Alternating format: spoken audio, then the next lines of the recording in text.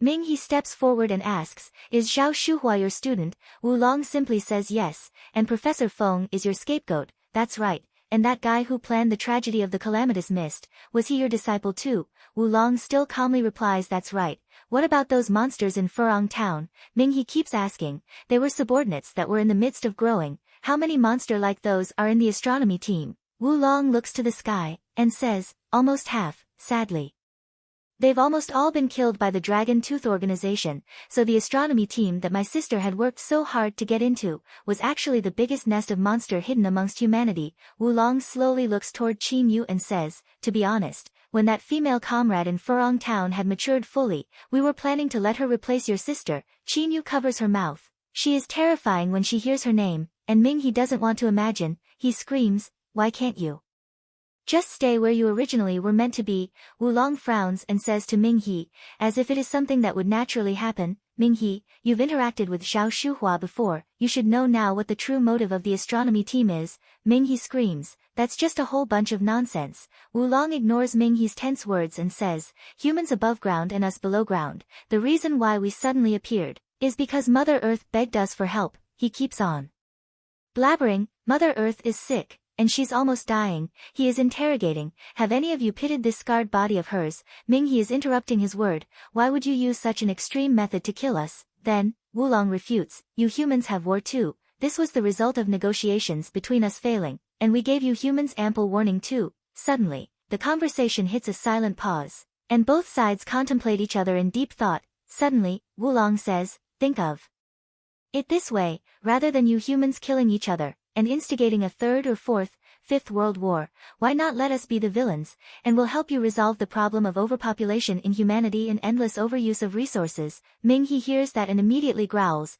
please leave, we can solve our own problems. The thing that Wulong is taking it to this level where it's not just a matter of saying a sentence and being done with it. If there were more individuals like you amongst the leaders of humanity, perhaps we would not be meeting like this. Suddenly, Wulong lowering his voice, Ming He, we were not the ones who attacked first. Ming He surprises as he hears the words, you, what are you talking about? You were the ones who used the excuse of the universe's heavenly sovereignty to kill us. Wulong doesn't explain any further, he just stares at something emitting purple light in his palm. The truth is in the hands of humanity's world leaders, keep on climbing those ranks to learn the truth. Ming He, Wulong keeps saying to Ming He, I hope that you'll be able to become a true leader, then as humanity's representative, you'll be able to talk to our underground civilization properly. Ming He wants to stop Wulong leaving. Wulong put his hand with the emitting purple on Lu Yi's body. That thing spreads throughout Lu Yi's body, causing him to collapse and cover his shoulder. Suddenly, his back makes strange rumbling sounds, and a horn suddenly grows on his head with a slimy fluid. Something terrible is causing Lu Yi to gradually evolve with new sources of power. A completely new figure is emerging, resembling a dragon with extremely tough skin. His entire body is emitting a fierce purple aura, concealing tremendous power. Ming He is chasing Wulong, attempting to keep him in place, but swiftly got the snappy retreat from Lu Yi, a simple hit. But it's sending Ming He sliding comically several meters away. He's screaming to prevent Lu Yi. Have you gone mad? He will harm Lu Qian. Despite Ming He's words, he wholeheartedly trusts that Dr. Wulong isn't going to harm his little sister. Behind Wulong, a reminder lingers, the special forces are about to enter this place. The one that survives between the two of you will have the chance to redirect the narrative of this story. Cannot letting them to leave. Ming He rushed in, both running and yelling to stop them. I won't let you leave, nor will I let you get close to them. Get lost. Ming He swung a powerful bottle of acid right into Lu Yi's chest and screamed. Right now, Ming He's last strike was no match with Lu Yi's new body and power. It was like water splashed on a wall and then gradually sliding down. Lu Yi grabs Ming He's wrist and shouts, I'm not just any insect that you can corrode with your acid now. In accordance with what humanity has titled us, I am an underground draconian. Ming He doesn't care what the hell Lu Yi is now. His right hand immediately channeling strength.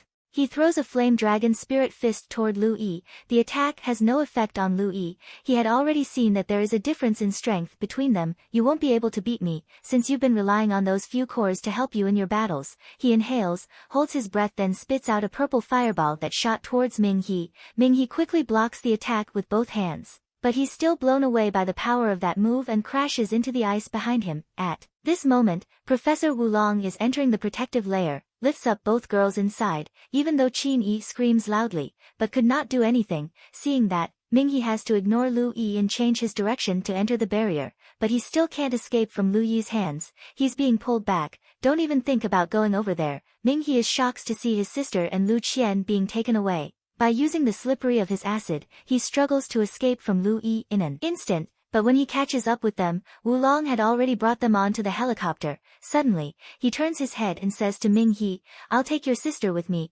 Please take good care of the saintess of our clan." On Wulong's forehead suddenly appears something looked like an eye as same as the saintess inside Ming He's body. Ming He still standing in shocks. Then Wulong says more. "She's not just the god of our people but also my daughter." Ming He being shocked by the words of Wulong, so he stands still for a few seconds. Wulong immediately throws out a slight hit but contains terrifying force of power, making Ming He unable to dodge. He falls back. Ming He stares as the plane takes off and slowly leaving. Ming He helplessly asks the saintess, "What's happening?" "I'm not sure either. I don't have any prior memories. We share the same body, and I would never lie to you." Stuns and watches the plane fly away. Ming He suddenly realizes that he had asked the wrong questions and immediately apologized to the saintess, telling that he doesn't doubting her. Suddenly, from nowhere, a foot with sharp claws rushes towards Ming He. He immediately tries to dodge the attack. That blow caused the ground to shatter. If he was hit by that blow, he would be seriously injured. Not stopping there, Lu Yi jumps up and rushes forward.